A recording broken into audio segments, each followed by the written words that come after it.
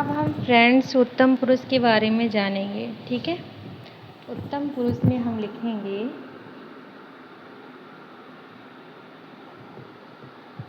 मैं, हम, मैंने, हमने, मेरा, हमारा, मुझे, मुझको,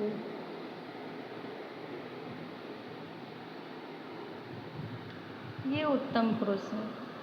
मध्यम पुरुष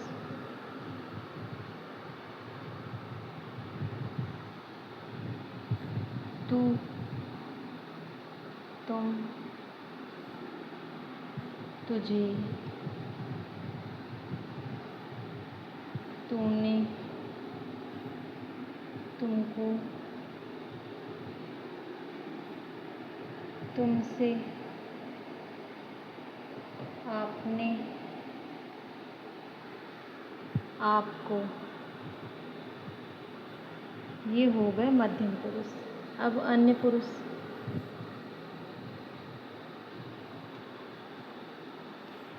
अन्य पुरुष के बारे में अब हम जानेंगे वह, यह, वे, इन, उन, उनको, उनसे, इन्हें, उन्हें, इससे, उसको, ये हो गए अन्य पुरुष। अब हम निश्चयवाचक सर्वनाम के बारे में सीखेंगे, जो सर्वनाम का दूसरा भेद है। निश्चयवाचक सर्वनाम की अब हम परिभाषा देखेंगे।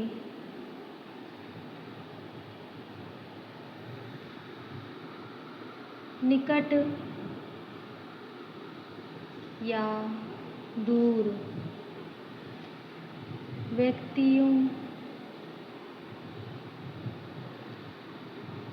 या वस्तुओं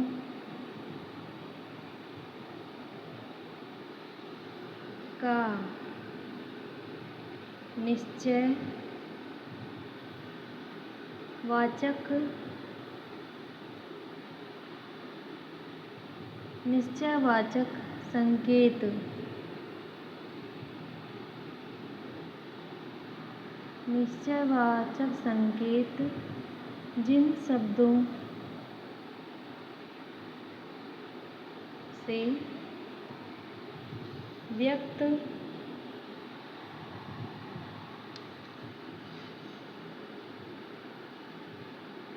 होता है उसे निश्चयवाचक सर्वनाम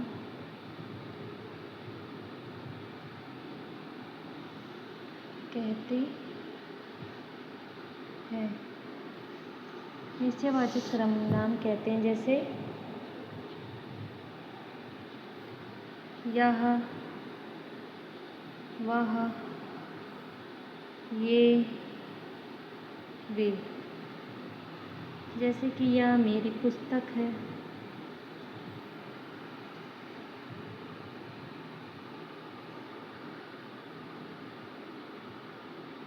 यह मेरी पुस्तक है, ये मेरे हथियार हैं,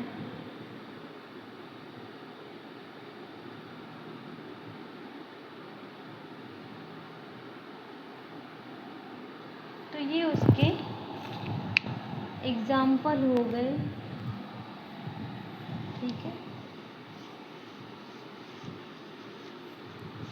निश्चयवाचक सर्वनाम भी हमारा कंप्लीट हो गया। अब हम निश्चयवाचक सर्वनाम और पुरुषवाचक सर्वनाम में अंतर क्या है उसके बारे में पढ़ते हैं।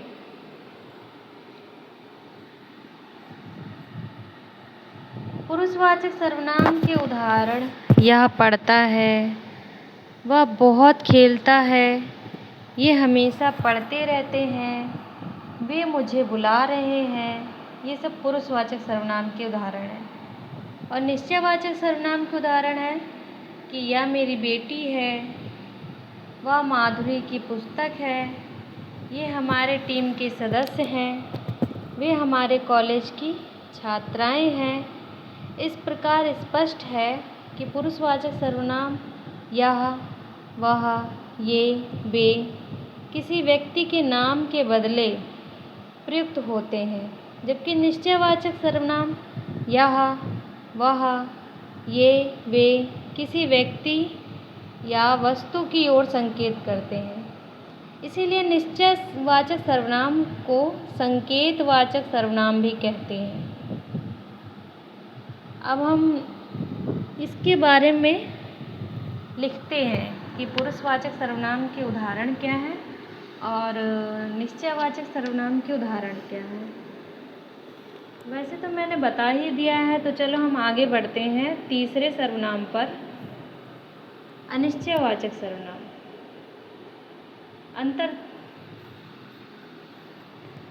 अंतर तो आपको समझ में आ ही गया होगा, वो मैंने आपको बता दिया है। और अगर आपको लिखना हो तो वीडियो पॉज करके लिख लेना। अब हम सर्वनाम के तीसरे भेद पर चलते हैं, जिसका नाम है अनिश्चयवाचक सर्वनाम, और जिसे हम इंग्लिश में इनडेफिनिट प्रोनाउन बोलते हैं। ठीक है। जिस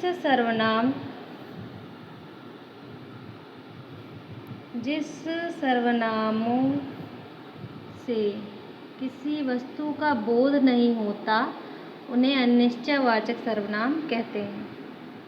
किसी वस्तु का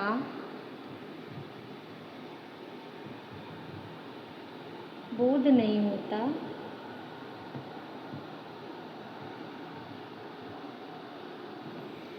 उसे अनिश्चयवाचक सर्वनाम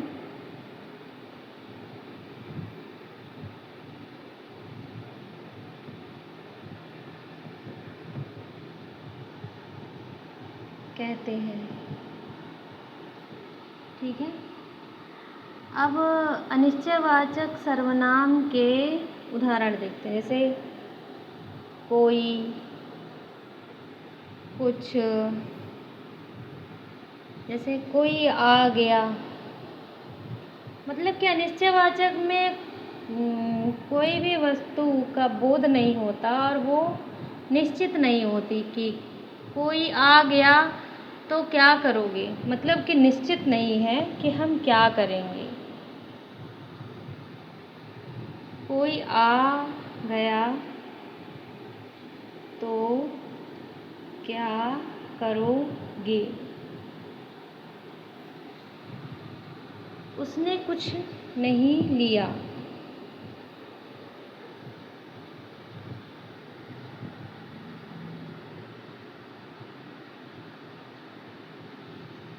उसने कुछ नहीं लिया। कभी कभी कुछ समूह भी अनिश्चय सर्वनाम के रूप में प्रयुक्त होते हैं, जैसे कुछ ना कुछ, कुछ ना कुछ, कोई ना कोई।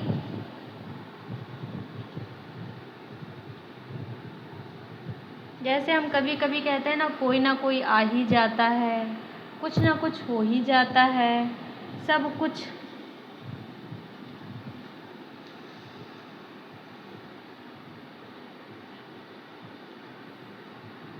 सब कुछ, कुछ भी,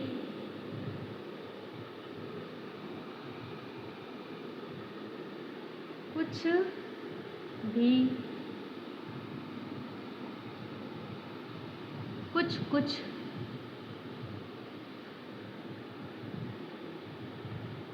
आदि। तो दोस्तों, अब हमारा जो सर्वनाम का तीसरा भेद था वो भी कंप्लीट हो गया। अब हम संबंधवाचक सर्वनाम देखेंगे।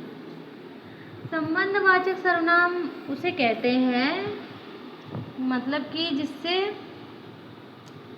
जिससे किसी दूसरे सर्वनाम या संज्ञा से संबंध स्थापित किया जाए उसे संबंधवाचक सर्वनाम कहते हैं। जैसे जो, सो, जो आया है, सो जाएगा, यह ध्रुव सत्य है। सो सर्वनाम है, जो करेगा वो भरेगा, वह संज्ञा है। ठीक है, तो अब हम संबंधवाचक सर्वनाम के बारे में पढ़ेंगे। ये हमारा चौथा सर्वनाम का भेद है, संबंध वाचक सर्वनाम।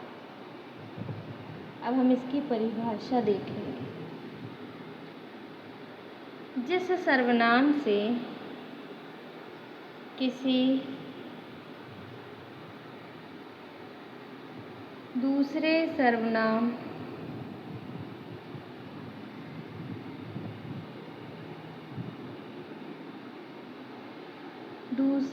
सर्वनाम या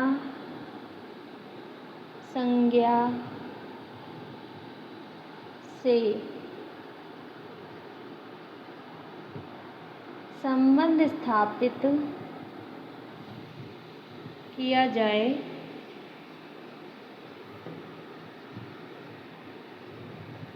उसे संबंधवाचक सर्वनाम कहते हैं। संबंधवाचक सर्वनाम कहते हैं जैसे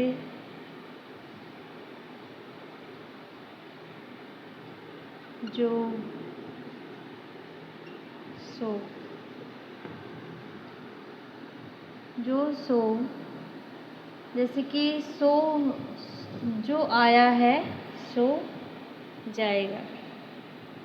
जो आया है, सो जाएगा। सो जाएगा, यह ध्रुव सत्य है।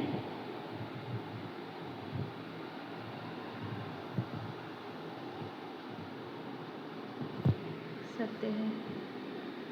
सो यहाँ पर सर्वनाम है और जो करेगा वह भरेगा।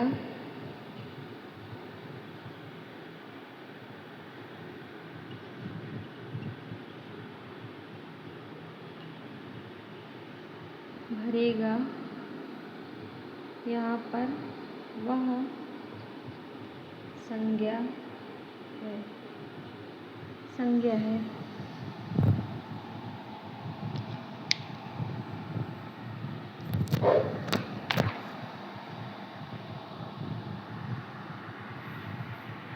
तो फ्रेंड्स, ये हमारा संबंधवाचक सर्वनाम भी कंप्लीट हुआ। अब हम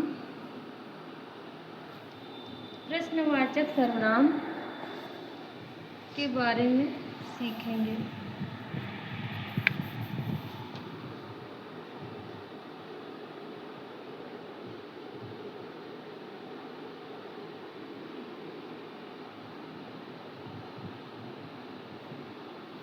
ये हमारे सर्वनाम का 5वां भेद है। ठीक है, प्रश्न करने के लिए प्रयुक्त होने वाले सर्वनाम शब्दों को प्रश्नवाचक सर्वनाम कहा जाता है। प्रश्न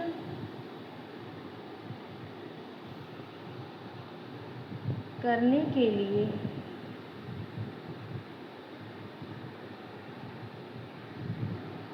प्रयुक्त होने वाले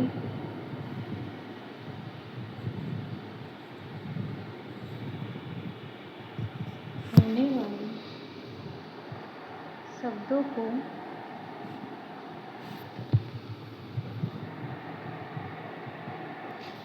प्रश्नवाचक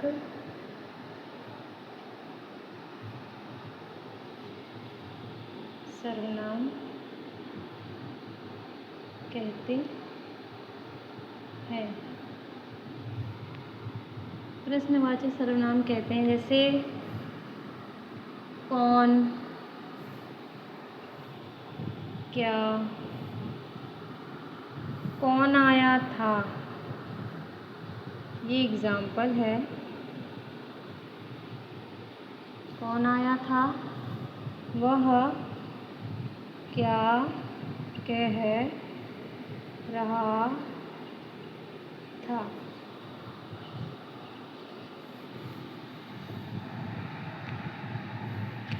प्रश्नवाचक सर्वनाम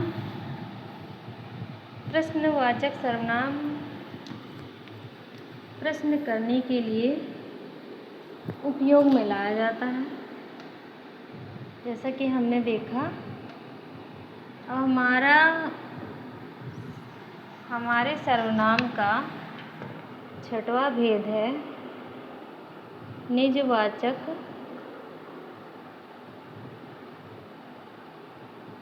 सर्वनाम। अब हम इसकी परिभाषा के बारे में समझेंगे। जो सर्वनाम तीनों पुरुषों जैसे प्रथम, द्वितीय, तृतीय पुरुष में निजत्व का बोध कराए, निजत्व का बोध कराता है, उसे निजवाचक सर्वनाम कहते हैं। जैसे यह कार्य मैं आप कर लूँगा, तुमने अपने आप खा लेना, वह स्वयं खुद गाड़ी चलाती है। इन वाक्यों में प्रयुक्त आप, अपने आप और स्वयं शब्द निजवाचक सर्वनाम है।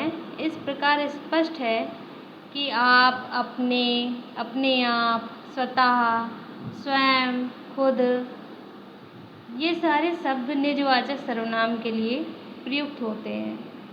निजवाचक सर्वनाम आप, यह कार्य मैं आप ही कर लूँगा, इस वाक्य में प्रयुक्त आप स्वयं के लिए प्रयुक्त है, जो कि पुरुषवाचक मध्यम पुरुष आदर सूचक सर्वनाम आप से अलग है। तो अब हम इसकी परिभाषा समझेंगे। जो स्वयं के लिए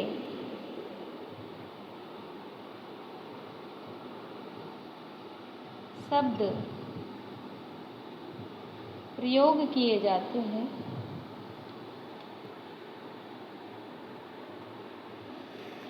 उसे हम निजवाचक सर्वनाम कहते हैं।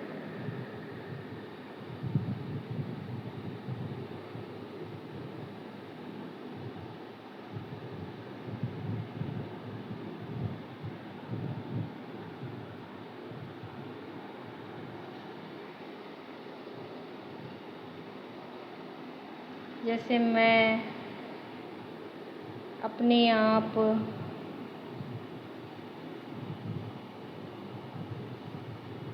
आप स्वयं,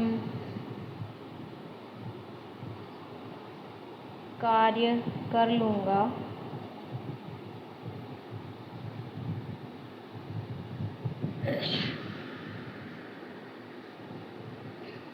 इसमें स्वयं या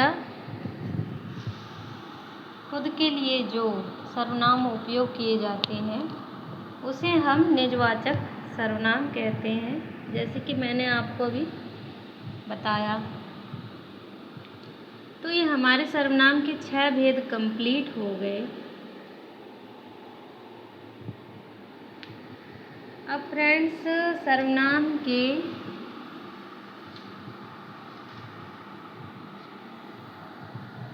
भेद कंप्लीट हो चुके हैं, ठीक है। अब हम सर्वनाम के पुरुषवाचक और निजवाचक सर्वनाम में अंतर समझेंगे। ऐसे में आपको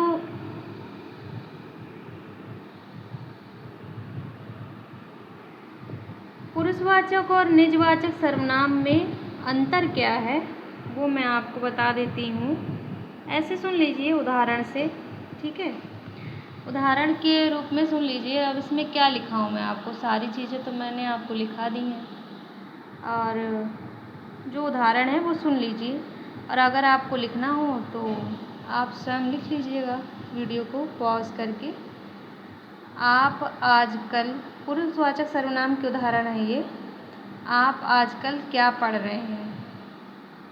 इसमें आपका आप जो लगाया गया है वो निजवाचक सर्वनाम और पुरुषवाचक सर्वनाम में अंतर बता रहा है। ठीक है। आप मध्यम पुरुष है। शिवानी हिंदी की सुप्रसिद्ध उपन्यासकार है। आप बड़ी संवेदनशील हैं। आप इसमें अन्य पुरुष है। निजवाचक सर्वनाम के उदाहरण है मैं, आप, चली जाऊंगी। इसमें मैं और आप इसमें निजवाचक सर्वनाम के उदाहरण को प्रदर्शित कर रहा है। आप प्रथम पुरुष है और तुम इसे आप ही करो। आप इसमें मध्यम पुरुष है।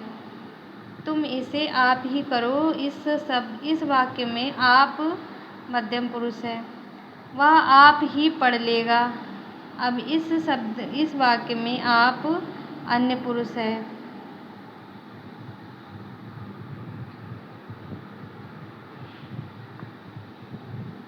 तो ये हो गए हमारे सर्वनाम के 6 भेद। और अब हम सर्वनाम के विकारी रूप देखेंगे। सर्वनाम के विकारी रूप।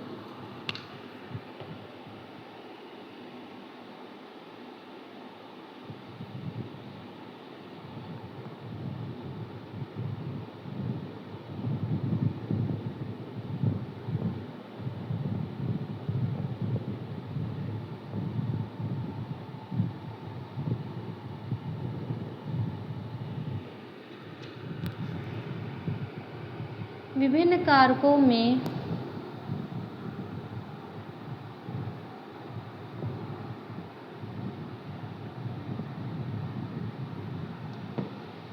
प्रयुक्त होने वाले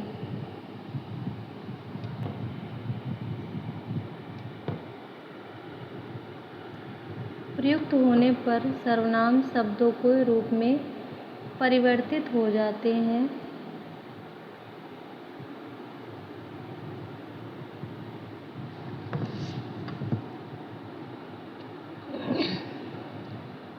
सर्वनाम शब्दों के रूप में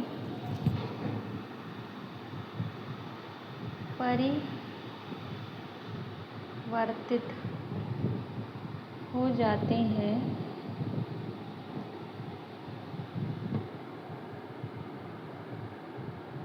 सर्वनाम का प्रयोग संबोधन में नहीं होता।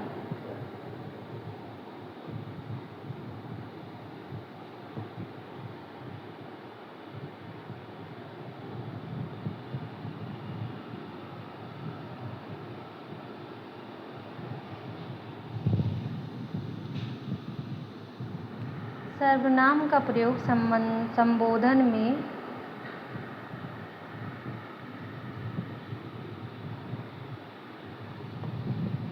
नहीं होता है। इसके विकारी रूप हैं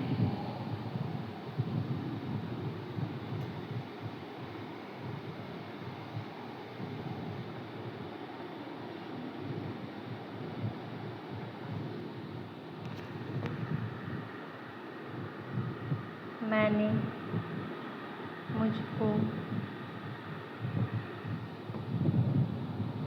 मुझसे, हमने, हमको, हमसे, मेरा, हमारा, उससे,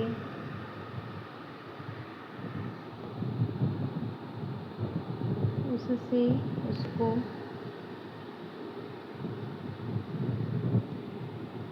तुमने, तुमको, आपने, आपको,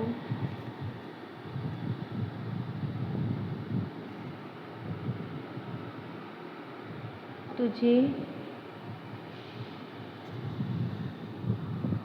तुम्हारा,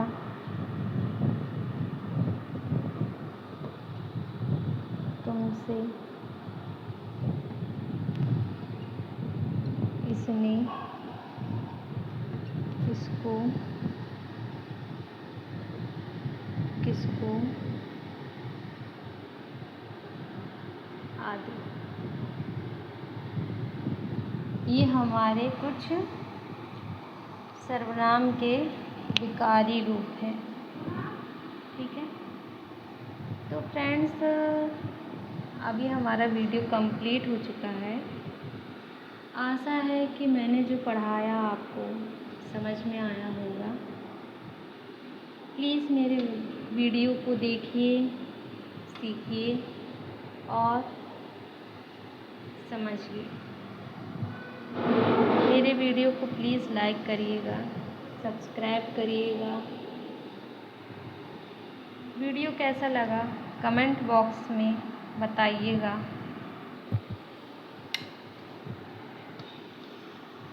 थैंक यू।